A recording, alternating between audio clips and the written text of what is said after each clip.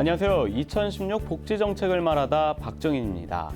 여러분, 요즘에 이 복지 하면은 이 얘기가 나온 게 하나 있죠. 이 증세 없는 복지 어떤가라는 얘기가 많이 나옵니다.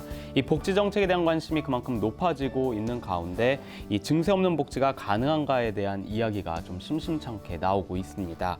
이것이 가능하다는 말과 함께 이 대안까지 제시한 분이 계십니다.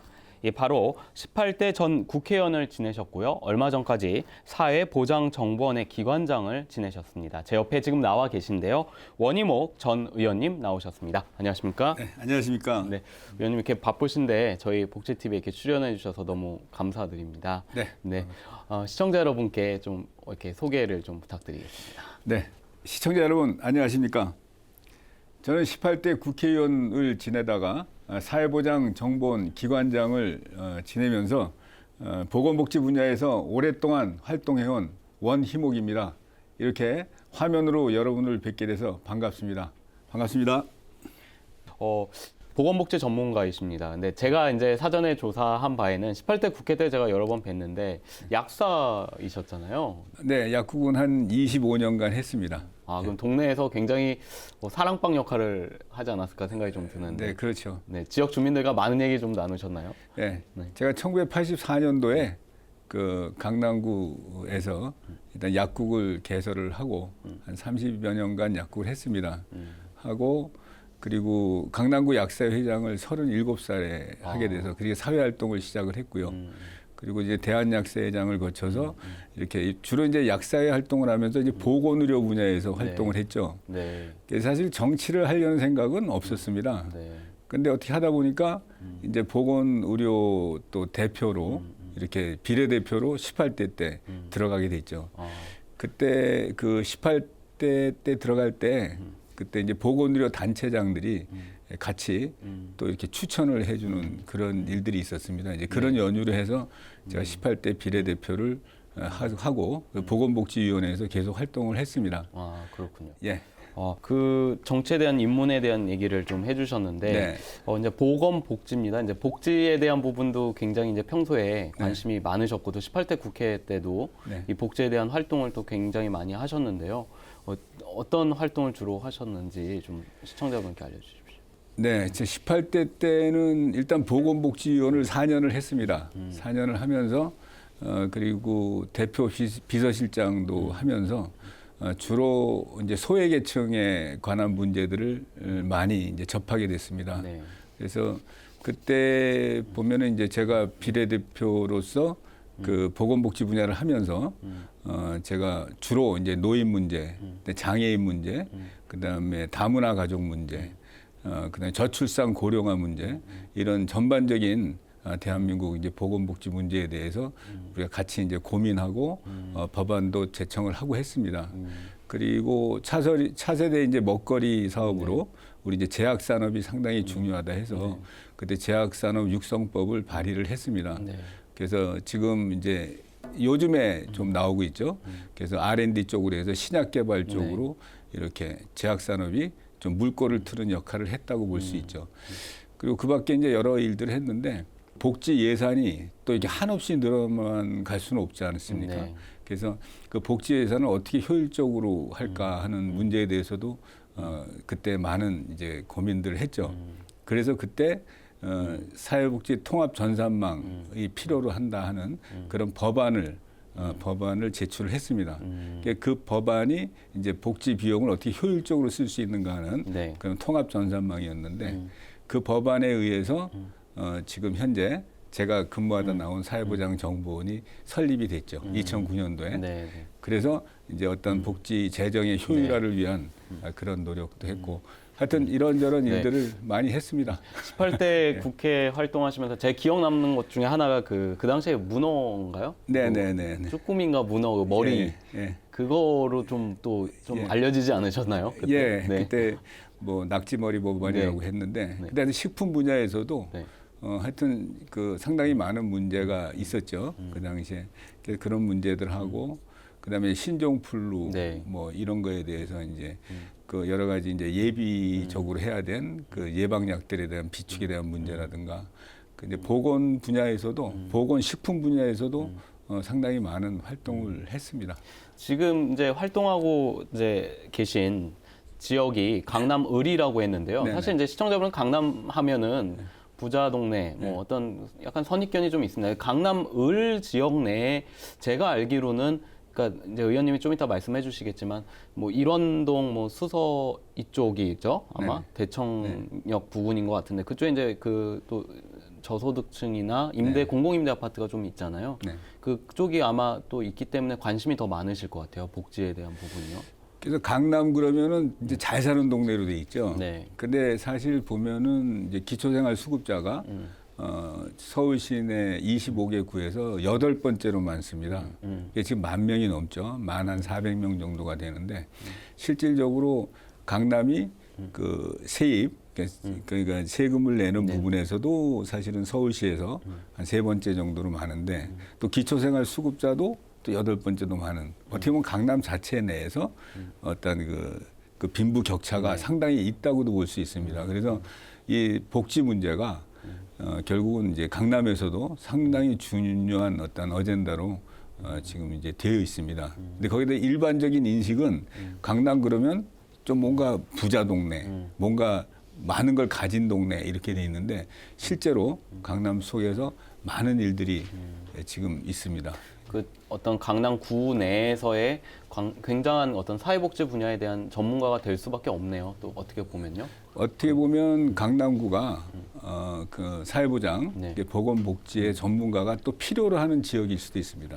사람들이 보통 그런 생각을 안 하는데 그리고 특히나 이제 그 사회보장이라는 게 어떤 비용을 마련하려면 이제 세금을 걷어야 되고 네. 또 그 세금에 의해서 또 이제 수급자들한테 이제 그 수급을 해줘야 되는 이런 전체적인 프로세스가 사회보장의 프로세스인데 실제로 이제 증세를 지금 세금의 한 30% 정도를 이미 사회보장 비용으로 쓰고 있거든요. 네. 벌써 한 120조가 넘었죠. 네. 그래서 이걸 마냥 늘릴 수는 없습니다. 지금 우리나라 재정 건전성상. 그래서 그러면 이제 어떻게 할 거냐? 결국 이제 계속 증세를 한다. 증세를 해야 복지를 확대시킨다. 이러는 어떤 등식, 네. 거대 담론으로는 복지를 풀 수가 없습니다. 네. 그래서 저도 이제 사회보장 정보원에서도 그 시스템을 만들기 위한 노력을 했는데 지금 사회보장 전달 체계, 사회보장이라는 게 일단 재원, 그 다음에 그 재원을 전달하는 전달 시스템 체계, 그리고 이제 수혜자한테 전달되는 이 이제 전체적인 그 과정이 있는데 그 전달 체계가 사실은 상당히 지금 그 비효율적입니다. 그래서 뭐 부정수급 이것뿐만이 아니고 실제로 그 전달 체계를 효율적으로만 관리만 한다면 지금 현재 우리가 100조 이상을 지출하는 데서 최소한 10% 이상의 재정 절감 효과를 가져올 수가 있죠. 그럼 그것이 이제 복지에 투입이 된다면 네. 실질적으로 상당한 그 세수 증대 효과를 가져오죠.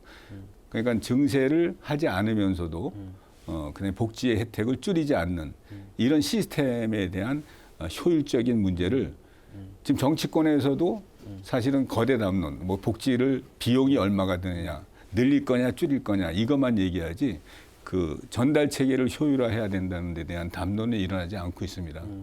사회보장 정보원 하면은 사실 이제 저도 취재를 하면서 장애인 활동 지원 제도나 이런 것들의 어떤 그 보건복지부의 위탁 기관이죠. 그렇죠. 정보원에서 예, 예. 이제 수급 관련된 그런 바우처 같은 걸 다 관리하는 전산 관리를 하는 곳으로 알고 있는데 아마 원 전 의원님께서 그곳에 계셨기 때문에 아마 전달 체계에 대한 이야기를 좀 더 명확하게 해주신 것 같아요. 그렇다면 정보원장으로서 계시면서 굉장히 좀 오래 계셨잖아요. 2013년도 2년 있었습니다. 2년 계셨죠. 네, 네. 좀 더 구체적으로 뭐 증세 없는 복지라는 대책을 좀 전에 얘기해 주셨는데 어떤 전달 체계 바우처 요즘에 굉장히 많이 이 전달 체계에 대한 얘기가 나오고 있습니다. 네. 나름의 어떤 소신, 뭐 나름대로의 어떤 변화가 이런 부분이 바뀌어야 되겠다라는 구체적인 어젠다가 있을 것 같습니다. 그래서 지금 이제 복지 전달 체계가 지금 이제 공적 부조를 받고 있죠. 그러니까 네. 기초생활 수급이라든가 이제 세금으로 지급하는 일단 이제 그런 시스템이 지금 현재 그 이제 공공 부조 시스템인데요. 네. 그것이 지금 우리 세금으로 하는 120조 정도의 비용으로 하는 이제 그 부분입니다. 네. 근데 실질적으로 상당한 비용이 세금의 30%가 투자되는데도 불구하고 실질적으로 그게 효율성이 떨어진 부분 이거에 대해서는 아까 말씀드린 것처럼 그 전달 체계를 좀 효율화시키고 시스템을 효율화시켜서 그 최대한으로 절감 효과를 가져올 수가 있습니다. 네. 그쪽으로 해서 이제 공공부조 부분은 그렇게 개선을 하고 네. 그것만 해도 엄청난 개선 효과가 있을 거예요. 공공부조의 틀을 좀 네. 수준을 높일 수가 있으니까. 네. 근데 설령 그렇게 하더라도 실질적으로 우리나라의 그 빈곤층이 한 410만 정도 됩니다. 네. 빈곤층이라는 게 중위소득의 50% 이하의 수입을 받는 가정을 얘기하는데 50% 정도 이제 그 중위소득의 50% 이하로 하면 한 410만 정도가 되는데 실질적으로 그렇게 최대한으로 맞춤형 급여로 해서 공공부조를 할 수 있는 분들은 그중에서 절반밖에 안 됩니다. 그러니까 한 200만 정도에 되는 분들은 실질적으로 국가에서 아무리 노력을 해도 결국 사각지대가 될 수밖에 없죠. 그래서 거기에 이제 해당되는 게 먼저처럼 송파 세모녀 사건처럼 공공부조의 어떤 혜택 속에도 들어가지 못하면서 빈곤층들.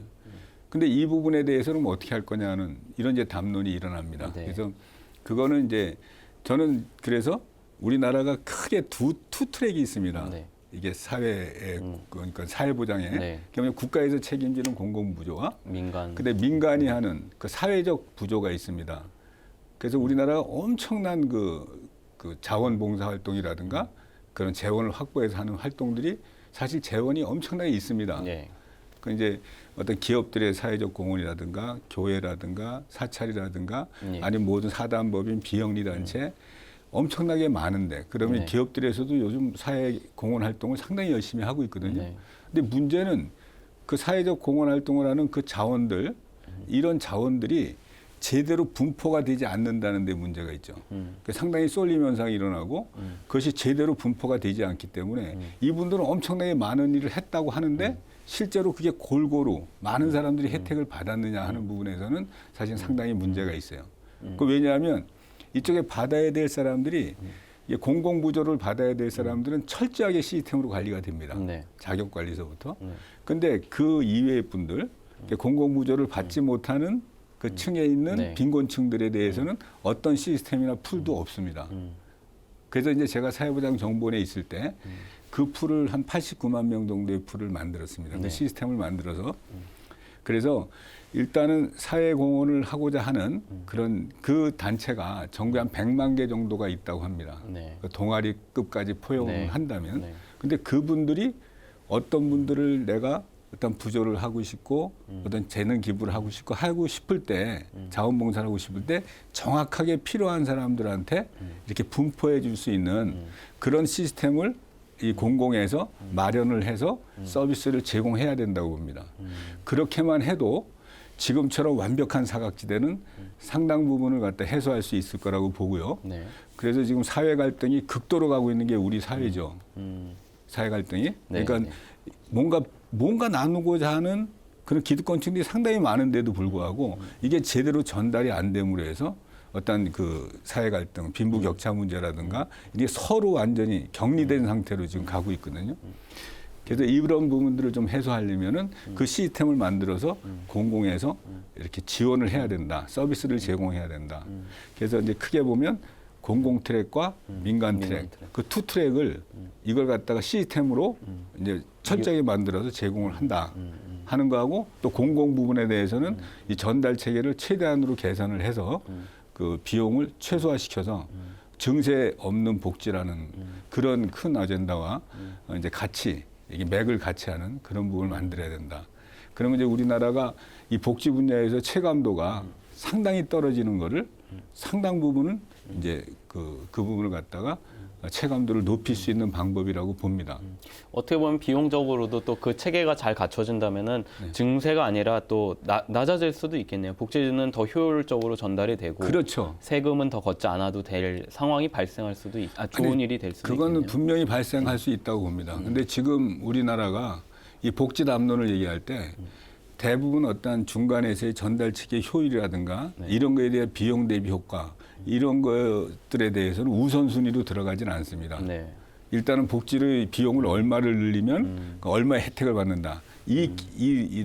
아주 네. 단순하고 확실한 계산을 가지고 물론 이제 정치인들도 얘기를 하고 뭐 공약을 하고 이제 그런 부분이 상당히 또 국민들하고도 이제 어필을 하는데 네. 그게 좀 많이 바뀌어야 된다고 저는 생각합니다. 실질적으로 너무 이렇게 단순화해서 어떤 선거 공약이나 이런 것들이 이렇게 뭐 그때 순간적으로 딱 어필하는 것만 이렇게 가는 방법은 아니라고 보고요. 이제 총체적인 어떤 시스템을 관리하고 이런 거에 대한 효율을 올려서 그 증세도 이제 한없이 할 수는 없거든요. 30% 이상을 할 수 있는 방법은 저는 없다고 생각을 합니다. 그래서 아주 복지 대국이라는 호주도 네. OECD 평균보다도 훨씬 적습니다. 네. 그 복지 지출이. 네. 그럼에도 불구하고 복지에 대한 체감도는 세계 1위입니다. 행복 지수가. 그건 뭐냐면 그 전달 체계를 제대로 관리하는 그 센터링크라는 전달 체계를 소유하고 있습니다. 그러니까 저도 이제 사회부장 정보원장 시절에 네. 호주에 모니터를 가서 네. 보고 왔습니다. 네. 직접. 네. 네. 그래서 우리도 이제 그걸 충분히 할 수 있는 지금 전달 시스템을 갖추고 있는데 문제는 의지가 없는 거죠.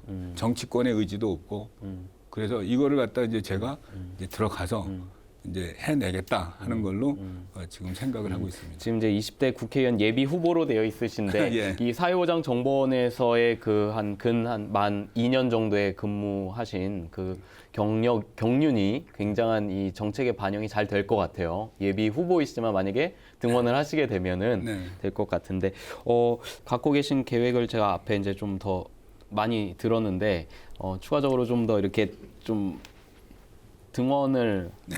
하셨을 때 네. 앞으로 뭐 어떤 각오 같은 것들이 좀 있으실 것 같아요. 사회보장 말고도 이 나라 국회의원이라면은 네. 나라의 국가의 어떤 전반적인 모든 걸 다루기 때문에 네.